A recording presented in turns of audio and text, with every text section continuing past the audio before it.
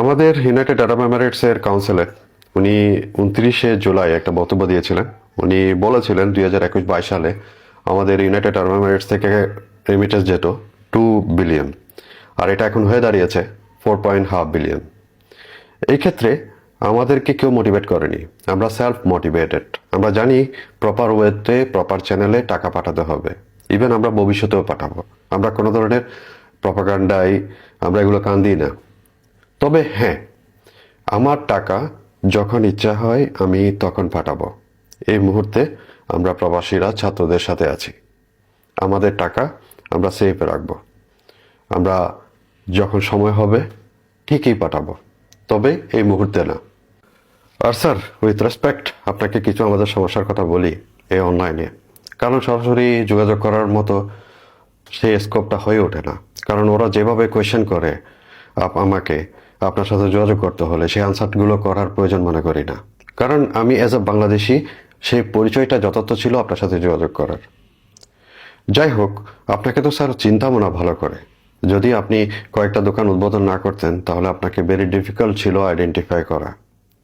যাই হোক স্যার, আমাদের সমস্যাগুলো বলি। এই গরমের মধ্যে আমাদের যে কোনো একটা আপনার ভিসা স্টাম্পিং অথবা ভিসা অ্যাটাস্টেশন, পাসপোর্ট রিনিউয়াল, আমাদের গরমের মধ্যে দাঁড়িয়ে থাকতে হয়, লাইনে লম্বা লাইন ধরে দাঁড়াতে হয়।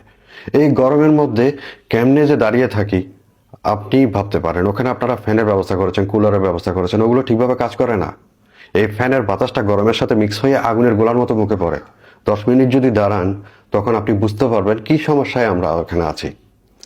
আর ওদের আপনার লোকবলগুলো এমনভাবে সেট করা আছে, ওখানে পচাতে পচাতে অনেক সময় লাঞ্চের টাইম হয়ে যায়। আর তাছাড়া তাদের ব্যবহার মাশাআল্লাহ, এটা আমরা এইখানে যে সম্মানটা পাই কোনো একটা ভিসা রিনিউয়াল করতে গেলে বা ইয়া করতে গেলে, আর ওখানে গেলে আমাদের 2 পয়সার দাম থাকে না। ওই যে লেবারের চেয়েও খারাপ বিহেভ করা হয় আমাদের সাথে। আর যে কোনো একটা অ্যাপ্লিকেশন আপনি নিতে যাবেন, আপনাকে রেফার করা হবে ওই স্পেসিফিক একটা টাইপিং সেন্টার। আমরা ওখান থেকে কালেক্ট করতে পারি না, আপনার কাউন্সিলের থেকে কালেক্ট করতে পারি না। ওই টাইপিং সেন্টার আমাদেরকে এমন কাটে সেটা বলার বাইরে। 10 টাকার জিনিস 20 টাকা, 20 টাকার জিনিস 30 টাকা, যার থেকে যেভাবে পাচ্ছে সেভাবে ছোলাচ্ছে। আমি কিছুদিন আগে একটা প্রবাসী কার্ড করতে গিয়েছিলাম। আমার আইডেন্টিটি ওরাই ভেরিফাই করতে হয়েছে। একটা টাইপিং সেন্টার সাইন করে দিয়েছে, তারপরেই আপনার অফিস অ্যাকসেপ্ট করেছে ব্যাপারটা। দেখুন আমরা কি সমস্যায় আছি। একটা অ্যাপ্লিকেশন ওখানে কাউন্সিলের থেকে কালেক্ট করতে পারি না। আর স্যার, আমরা জানেন একটা বড় একটা অবদান রাখি এই রেমিটেন্সের ক্ষেত্রে। আর আমাদের জন্য কিছু খরচ করা প্রয়োজন মনে করেন না স্যার আপনারা? আমাদের একটা যদি মানুষ মারা যায়, তাকে ভিক্ষা করতে হয় টাকা তোলার জন্য, তাকে দেশে পাঠানোর জন্য। এটা কাউন্সিলেট বহন করতে পারতো না।